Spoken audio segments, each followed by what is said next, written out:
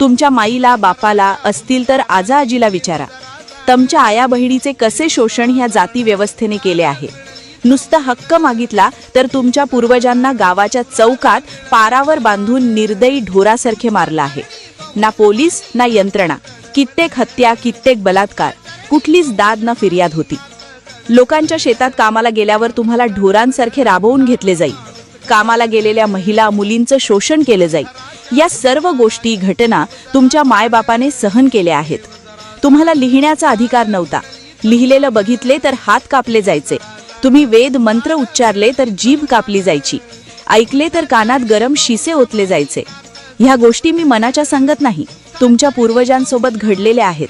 त्यांनी त्या नरक यातना भोगल्या आहेत आणि तुम्ही त्याच धर्माला आणि प्रथा परंपरांना चिटकून बसलात.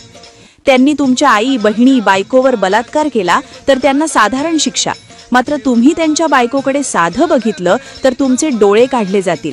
एवढ्यात भागलं ठीक, नाहीतर तुम्हा मृत्यूदंड दिला जाईल. हे आहे हिंदू राष्ट्र. अशा नरकातून बाबासाहेबांनी तुम्हाला बाहेर काढलं, तुम्हाला मान सन्मान आणि स्वाभिमानाचं जीवन दिलं, आणि तुम्ही काय करताय?